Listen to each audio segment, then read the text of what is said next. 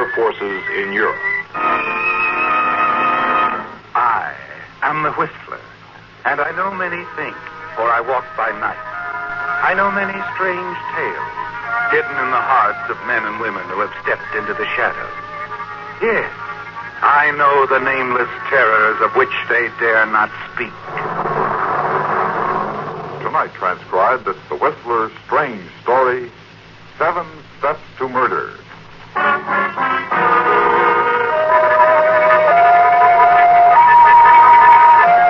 The Atkins-Clayton affair was unusual for 2 reasons. In the first place, of course, it involved a pair of famous newspaper men. Archer Atkins, the dean of New York drama critics, and Everett Clayton, a syndicated columnist. But more than that, it was interesting in its structure. Yes, there were 7 distinct steps between an apparently cordial relationship and a murder. The opening night of Clayton's first play, The Whirlwind, was step number 1. Atkins had attended, of course, with the rest of the critics, and shortly after the final curtain, had walked across the street to the offices of the New York Globe with Murchison, his editor, to meet the newspaper's deadline.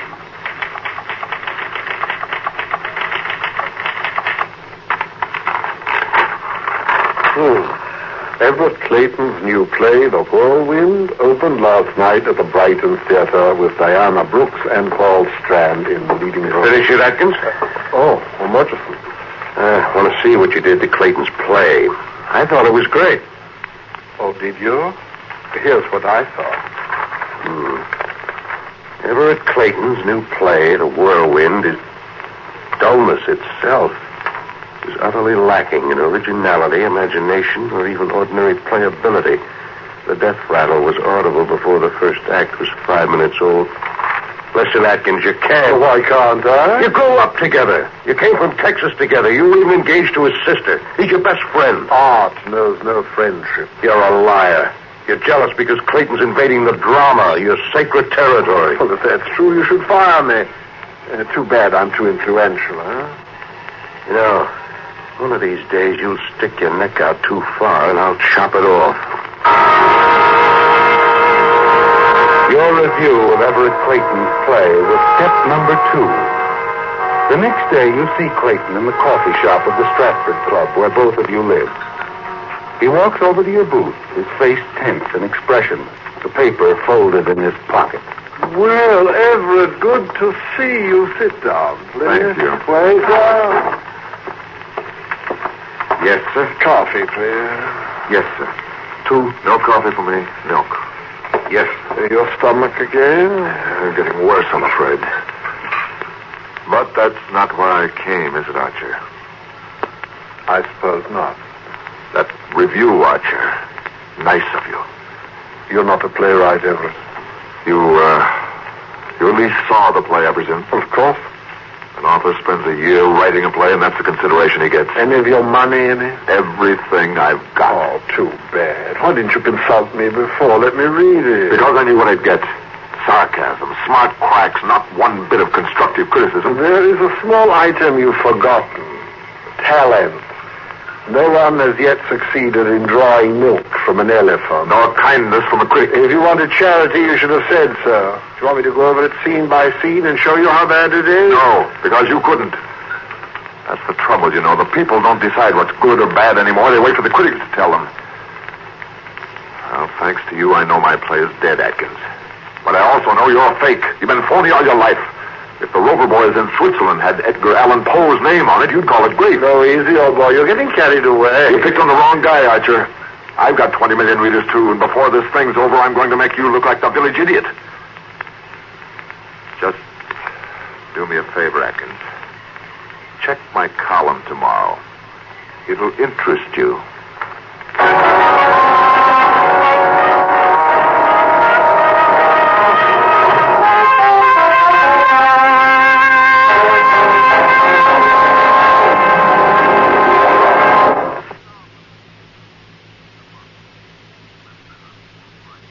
And now, back to The Whistler.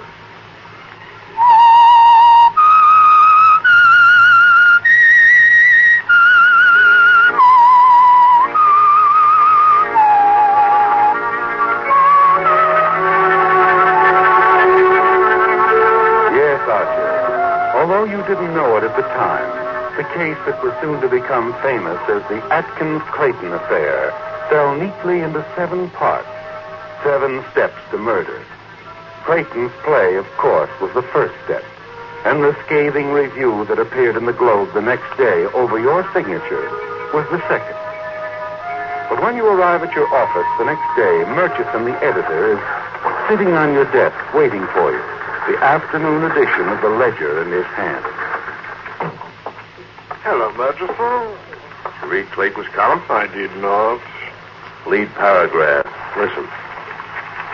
I am now reconciled to the fact that my play, The Whirlwind, will close in a matter of days as a result of the efforts of a group of critics headed by Archer Atkins. As a matter of fact, Atkins is not equipped to set himself up as a critic or even a writer. He has no conception of literature, dramatic, poetic, or otherwise. And I intend to prove it. Well, amusing, but not very. You started all of this, Atkins. I think you should I'm apologize. going to be quite busy, Murchison. I'm sure there are a few obituaries that require your keen intelligence. I hope Clayton gives you a sock on the jaw.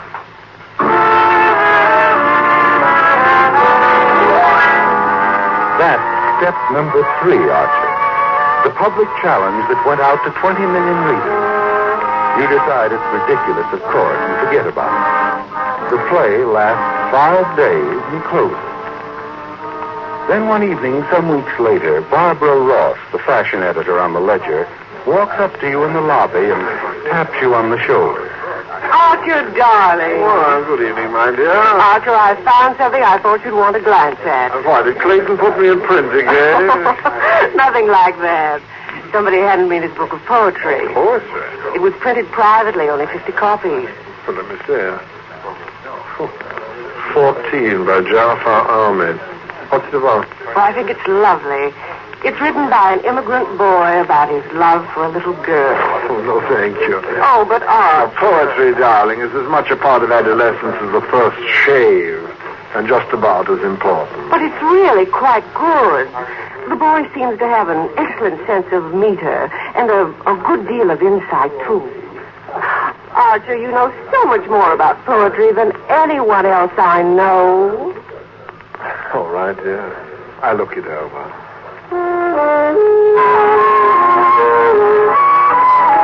Step number 4, the book of poetry. Nothing to it, of course, is there, Archer? But you take it home and toss it on the nightstand.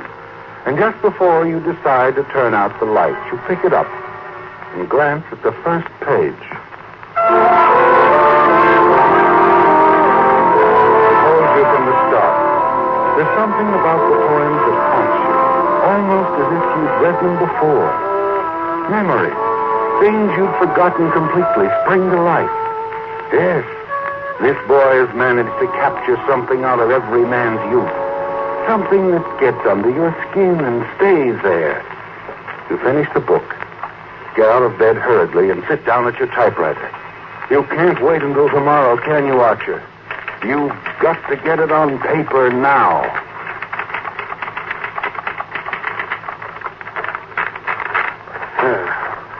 Although the poems are immature, there's something great and universal about this work. The volume has been printed privately, but in my opinion, it would be a wise investment for any publisher to issue it in quantity. 14 by Jafar Ahmed should never be forgotten. That ought to do it. It'll be on the bestseller list in a month.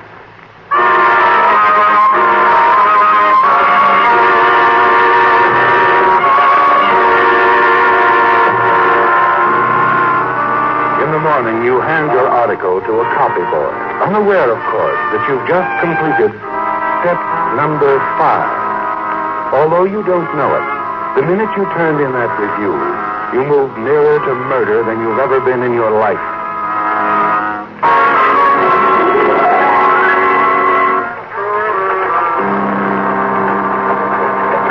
It's just 24 hours later when the same boy walks into your office, places a newspaper on your desk. Step number 6. Here's your copy of the Ledger, Mr. Round town with Everett Clarke. Oh, here we are.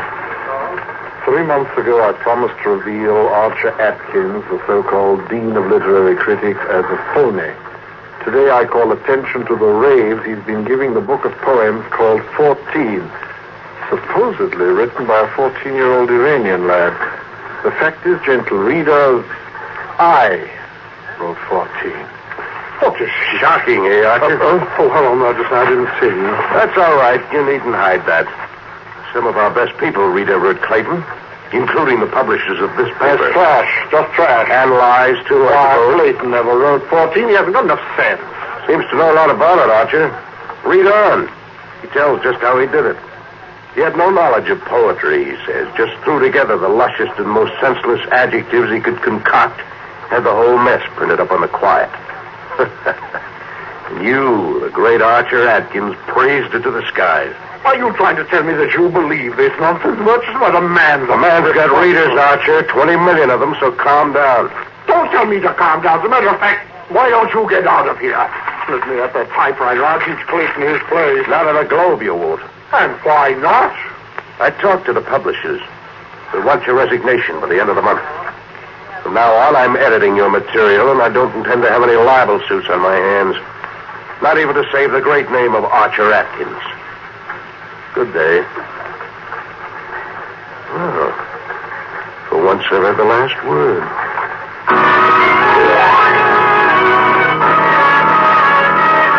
Well, Archer, a turn you never expected.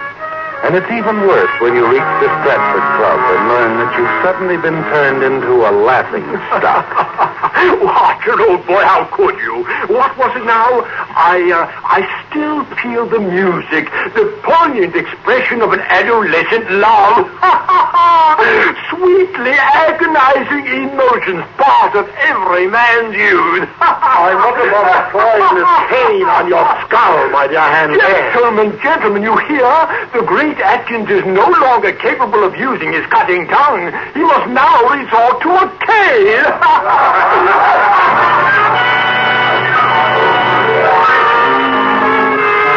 This thing has got you, hasn't it, Archer? And it hurts deep, twisting inside you until finally the seventh step begins to take shape. The seventh and final step, murder.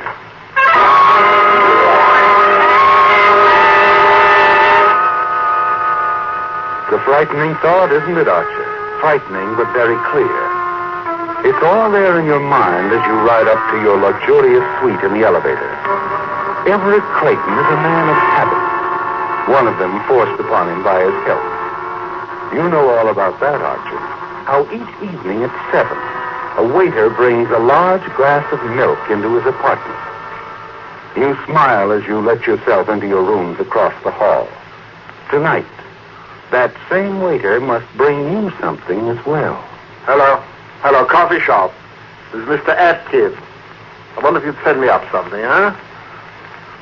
Oh, I don't know. Something light, a chicken sandwich, perhaps. Oh, no hurry. Well, said you have a waiter coming to Mr. Clayton's rooms at 7? That's time enough, surely. Just don't make a special trip. Thank you.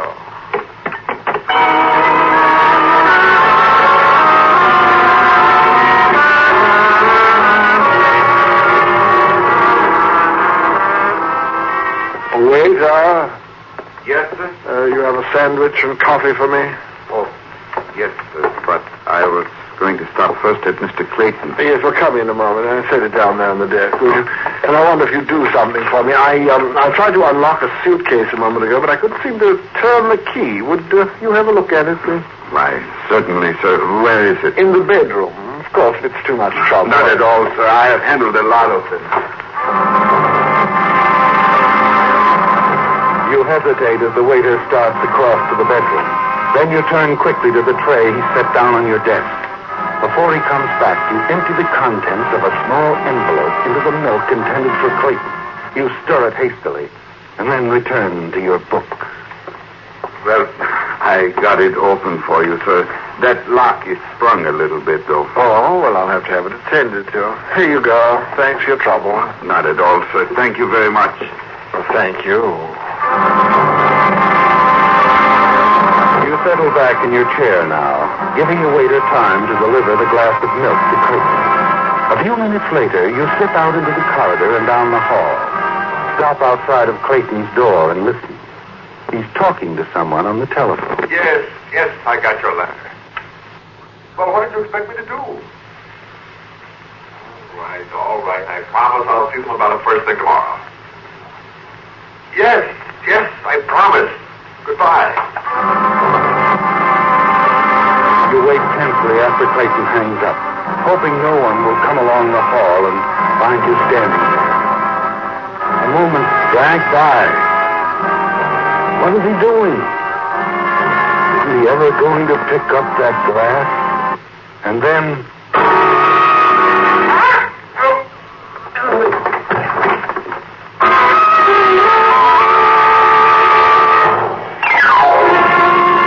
A moment later, you whip the door open, step inside, and lock it. A glance at Clayton's body sprawled on the floor assures you that he's dead. Quickly, you cross the room and sit down at his battered portable typewriter. To my dear mother, comma, my sister, comma, and gentle readers, colon. It isn't often that a man gets the opportunity to write his own obituary, period. Believe me, comma, this isn't easy, comma, but I've been ill for some 10 years now. You type rapidly, Archer, because you know exactly what you want Clayton's suicide note to say. It includes, above all else, a confession, one in which the dead Everett Clayton will admit to the world that he perpetrated a deliberate hoax against you. His note tells how he lied in claiming to have written the verses in the book 14. How actually he simply dug up a number of anonymous ballads and revised them a bit. You put it all down, Archer, your way, but in Everett Clayton's style. And then you add his well-known signature. Just the two simple typewritten letters. E.C. Thanks, my dear Everett. We'll see tomorrow how your 20 million readers like this one.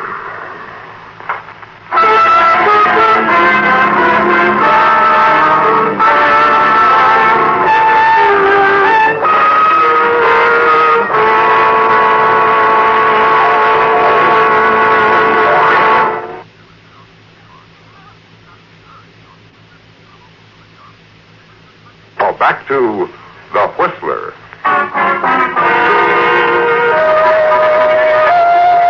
Well, the 7 steps have passed now, Archer.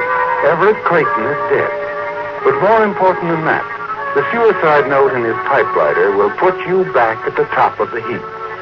Yes, Murchison, your publishers, Hanley, and the whole literary world will have to admit who has the right to wear the critic's crown. You don't seem at all surprised at the police calling on you, Mr. Atkins. Oh, my dear Captain Foss, well, the moment the manager of this club informed me of Clayton's demise, I resigned myself to a round of dull questions. Naturally. You've known him all his life, grew up with him, sweet on his sister at one Anything time. else you want to know? I was an incubator baby, weighed 3 pounds, 2 1/3 ounces. I'm surprised you aren't more interested in the way Clayton died. I like to believe people, Captain. When I'm told someone is dead, I assume he's dead. Whether he was shot through the head with a cannon, threw himself into Mount Vesuvius, or was clubbed to death with the missing arm of Venus de Milo doesn't concern me in the least. Poison is more to your liking, isn't it? I don't know what you're trying to imply. Well, let's make it clear, then. How long did it take you to write that note?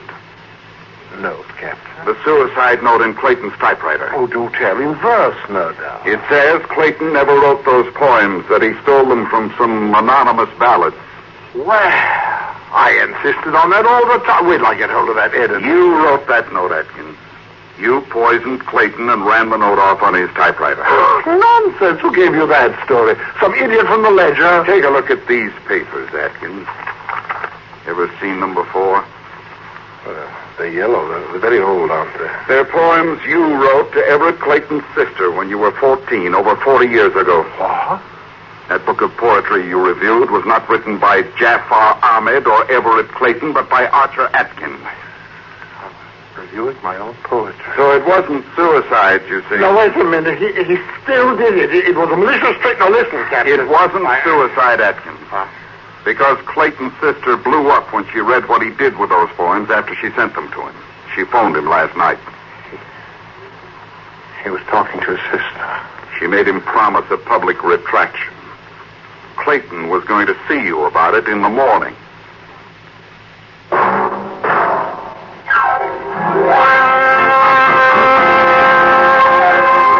Join us again next week when once again the United States Air Forces in Europe presents The Whistler.